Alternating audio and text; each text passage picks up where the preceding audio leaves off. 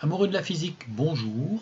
Un exercice sur la troisième loi de Kepler. Donc pour la troisième loi de Kepler, il nous faut un astre et en fait un satellite qui va tourner autour.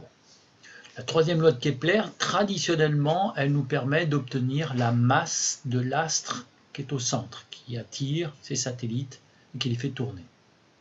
Alors, ici, il s'agit d'un astre, un astéroïde, qui se trouve dans la ceinture de Kuiper, entre Mars et Jupiter, et qui a autour de lui eh bien, des satellites, et notamment un qui s'appelle Dactyle. Et en fait, donc l'idée, ça sera effectivement d'aller calculer la masse de cet astéroïde. Donc dans un premier temps, eh bien, on va étudier à partir d'un graphique. On a un graphique de T2 en fonction de A3 de toutes les planètes du système solaire.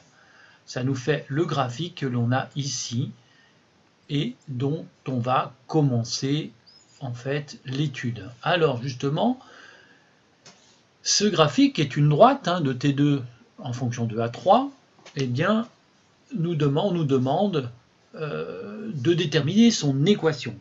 Alors son équation, on voit que c'est une droite, et donc si c'est une droite, elle est de la forme T2 égale K fois, puisque c'est une droite qui passe par l'origine A3, et on va chercher le coefficient directeur K. Alors pour cela, on va prendre un point, le point 1,5 et qui obtient comme abscisse 0,5, et donc eh bien, je calcule K égale T2 sur A3 pour cette coordonnée-là, et j'obtiens 3,3 fois 10 puissance moins 19 secondes au carré fois mètre par mètre cube. Attention ici aux unités, enfin aux puissances de 10. La période au carré, elle était fois 10 puissance 19, et là c'était fois 10 puissance 36 en abscisse, que l'on a dû rajouter ici. Voilà. Ensuite, calculer la valeur du... Bon, alors du coup, l'équation, pardon, ça me fait T2 égale 3 10 puissance moins 19 fois 3. Ensuite, calculer la valeur du demi-grand axe. Alors, c'est quoi le demi-grand axe? Eh bien, le demi-grand axe, en fait, c'est depuis le centre de l'ellipse, eh bien, de là jusque là, on a ce qu'on appelle le demi-grand axe. Donc, en fait, on a la même chose, évidemment, de l'autre côté. Voilà, on a A. En fait, donc, ce demi-grand axe, on le reconnaît dans la... On va en avoir besoin dans la troisième loi de Kepler. Et donc, on a donc 2A qui est égal à 4,08 10 puissance 8 plus 4,48 10 puissance 8, ce qui fait 8,56 10 puissance 8. Alors, c'est quoi ces valeurs? En fait, on me donne l'aphélie et la périhélie de Ida autour du Soleil. Alors je vous rappelle, la périhélie, c'est le point le plus proche de l'astre central, ici le Soleil, et l'aphélie, c'est le point le plus loin dans l'ellipse. Donc quand j'additionne les deux, ça me fait 2A, et quand je vais diviser bien sûr par 2, j'obtiendrai le demi-grand axe. Voilà. Bien. Une fois que j'ai ça, on me demande la période de révolution autour du Soleil de Ida. Je vais appliquer la formule, T2 sur A3 égale, eh bien ici la constante K, que je viens de déterminer grâce à l'équation de la droite. Donc voilà, donc T va être égal à racine carrée de K fois A3, et comme A3 c'est le demi-grand axe, c'est le demi-grand axe, donc je vais pouvoir trouver, voilà, ce qui fait que Ida tourne autour du Soleil en 4,8 années. Voilà, 8 années bien sûr terrestres. Voilà de quoi il s'agit. Bien, quatrième question qui est séparée en plus petites questions. Cette fois-ci, on étudie Ida et un de ses satellites qui tourne autour. Voilà, on vous montre les différentes courbes orbite que l'on a obtenu de Dactyle, que le satellite de Ida, autour de Ida. Voilà.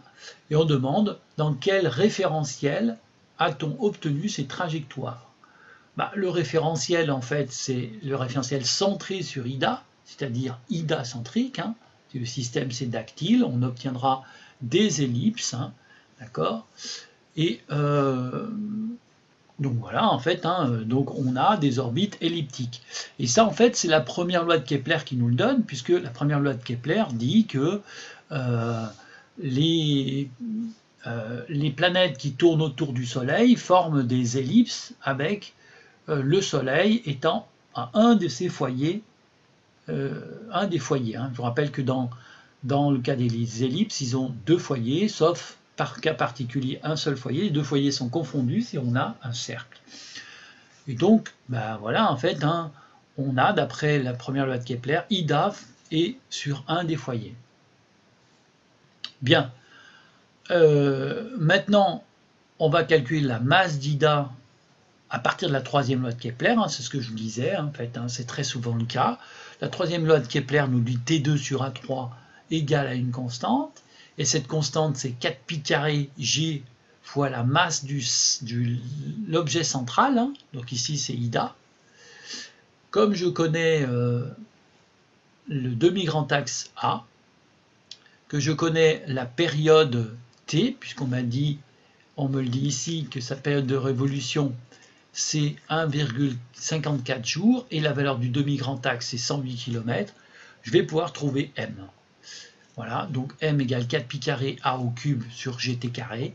Quand je remplace à l'intérieur, en faisant attention que T doit être en secondes et que A doit être en mètres, d'accord, j'obtiens 4,21 10 puissance 16 kg. Voilà. Donc en fait, ça c'est quelque chose de traditionnel, hein. Cet exercice-là, il est là pour vous montrer, utiliser la première loi de Kepler, qui est la loi des orbites, hein, que tous les astres tournent autour d'un astre central en faisant une ellipse, et l'astre central est à un de ses foyers. Traditionnellement, cette première loi de Kepler, elle est définie à partir des planètes qui tournent autour du Soleil. Et la troisième loi de Kepler nous dit que T2 sur A3 égale à une constante qui a été, en fait, Kepler a mis beaucoup de temps à trouver cette loi, qui est une loi mathématique. Voilà, ça nous permet tout le temps non, mais très très souvent d'obtenir la masse de l'astre central, connaissant bien sûr la constante 4pi carré sur Gm. C'est-à-dire en fait le rapport T2 sur A3. Donc très souvent on a une courbe, hein, on peut même l'avoir dans les ECE, une courbe de T2 en fonction de A3. La constante, qui est à dire le coefficient directeur, nous permet d'obtenir la masse de l'astre central. Voilà. J'espère que cet exercice vous a plu, et moi je vous dis au revoir. Nouvelle vidéo. Au revoir.